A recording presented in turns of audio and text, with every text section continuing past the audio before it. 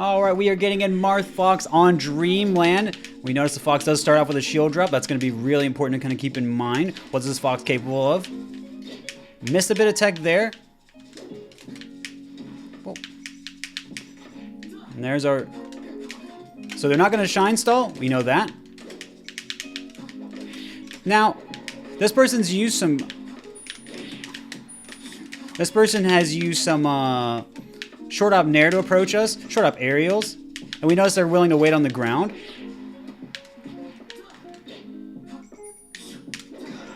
And we also know that they're not willing to do stalls for recovery. So we've taken some information about their speed, about their timing, and we also know that they weren't really like moving around. I think that was supposed to be a shine, chat. They're trying to slight DI, but they're kind of messing that up. Whoa. And I wanted to go for different type of punish. Whoa. Trying to hit the end of their tech roll where they are unable to slide off, but we didn't quite get it.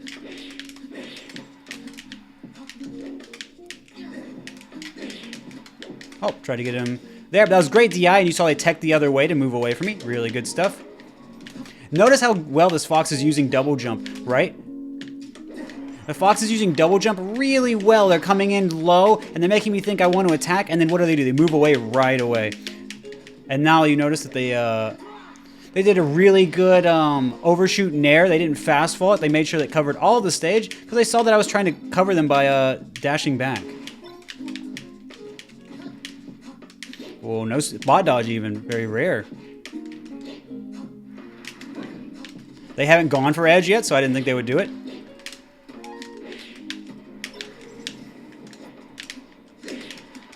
Notice we drifted out, then back in with our forward air. Forward air is really good at covering so much of the corner. Oh, there's no jump this time. Oh, that's not a forward smash.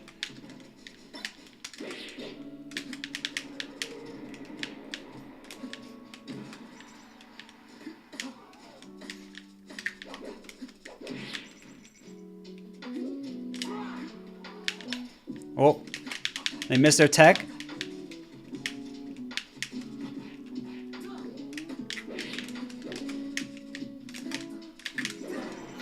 A little bit of a wave dash forward smash, just making sure we keep them honest. Now we can use a lot more we can use a lot more strategies like wave dash forward smash on a larger stage, but on a smaller stage like Yoshi's Story, where this Fox is going to be able to attack, and they're going to be able to juke and then get a lot more punishes. It's going to be a lot harder to get a punish.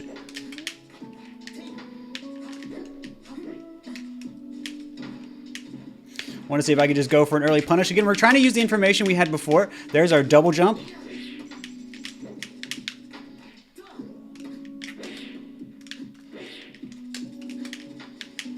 Whoa. They stood their ground. I thought they were going to move away. We're just going to try and drift away, go to edge. I spaced to avoid that, and it was successful.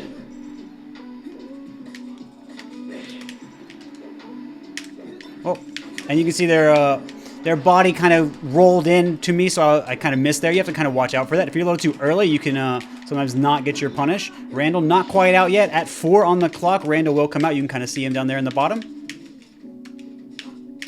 Oh, thought they were going to land on the platform. Good use of the Yoshi's platforms right there.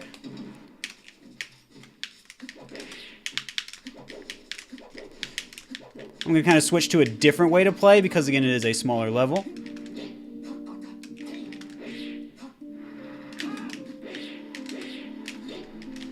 Notice I didn't go for a spike right away. They would have been able to hit the stage. So we're always taking a little bit of time to get back on the stage. This is because Fox can loop how he can punish us.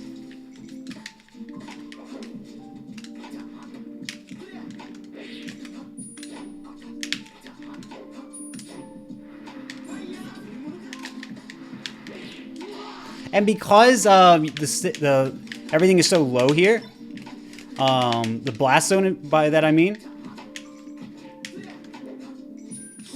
going low, good.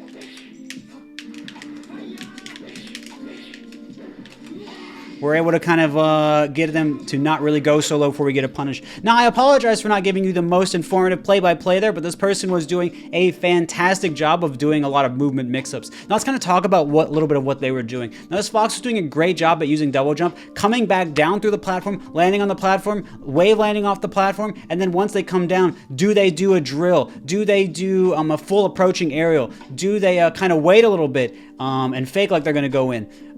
Do they do a down tilt in place to try and catch me out, trying to come in and catch them early? They did a lot of different things that made their movement very tricky, and I think that's sort of the key for Fox in the matchup, and especially on that stage where Fox has low platforms that are long, giving him access to many different parts of the stage very quickly to transition from a good full hop approach. We kind of had to start making more assumptions about what the Fox was going to do rather than like hard confirms where we could easily set up a counter. You notice there were a lot of times, even on Dreamland, where I had to kind of drift one way then do another thing. Very complicated types of inputs that you don't see me do a lot against a lot of other players. Of course, this person's punish game could have certainly been stronger, but they had a lot of fantastic ideas.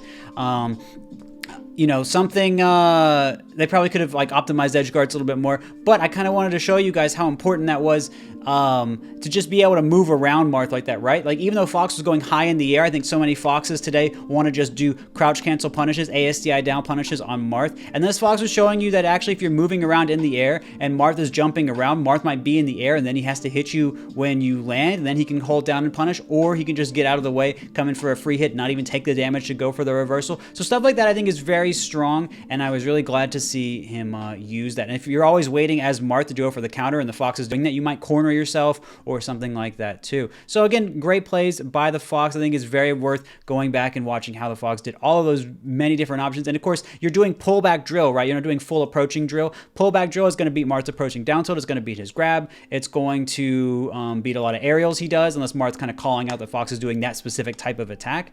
And then if Marth sees Fox do the pullback, it's hard to go and punish that if he's looking for a longer short hop approach. He can beat both, but he has to be looking for a short hop in the first place. So if Fox goes for short hop, then goes for double jump or something like that, it's much harder for him to cover everything. So just goes to show you the power of Fox attacking from so many angles, and I really, want to shout out this player Vero for showcasing so much of that potential. GG's, and hopefully you guys thought that game was interesting.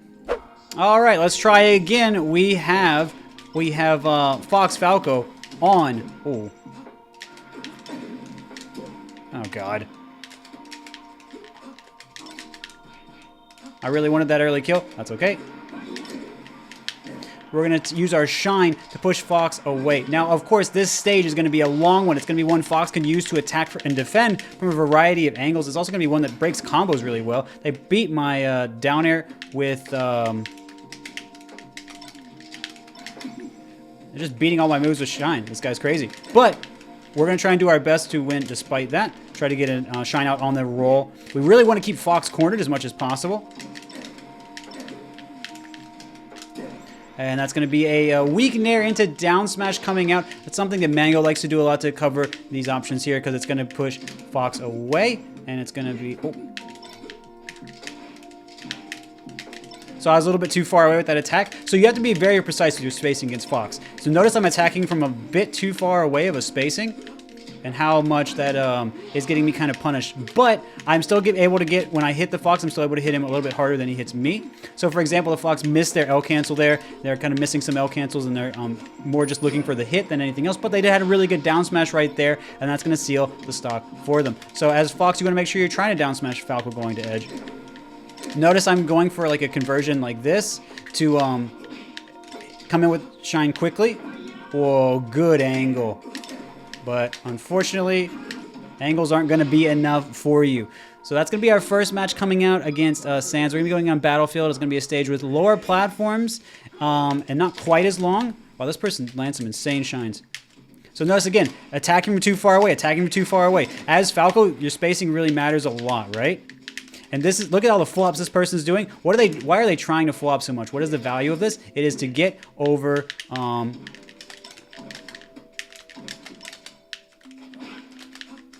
Oh, almost got him. It is to get over my lasers, get over my short up attacks, and then counter hit me. We're going to go to the top platform to just avoid Fox here. I'm under the platforms. I mean, Fox can't get me very easily right there, as you can see.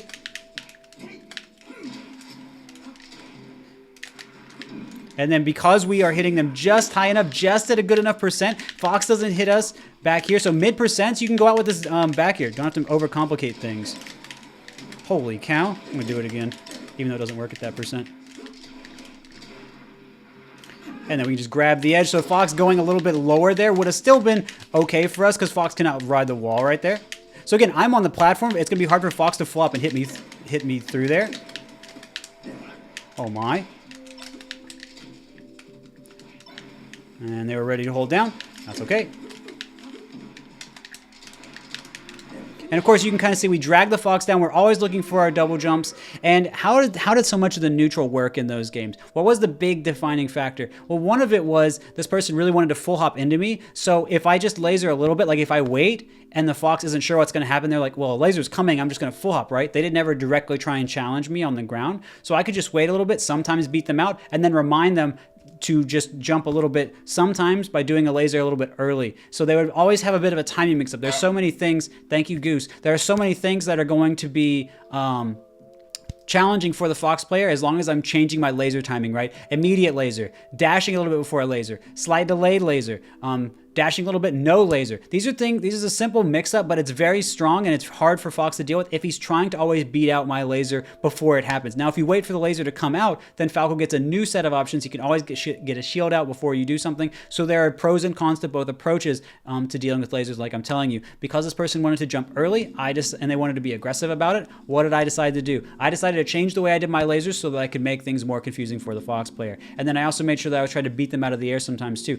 Now, they did use some great shines and beat out some of my just raw moves, and that was really good on their part, but they weren't able to hit the hardest. They were looking more to just win the neutral exchange and not convert neutral into punish, and that's something very important for a lot of players. Make sure you're trying to win neutral into getting a punish. That's why I'm trying to go for grabs at 0 to like 13, because I can convert down throw into shine at those percents and get a good punish, or I'm trying to hit late down air or down air or nair to link into shine, or at least beat crouch cancel and also beat stuff out of shield and get shield pressure.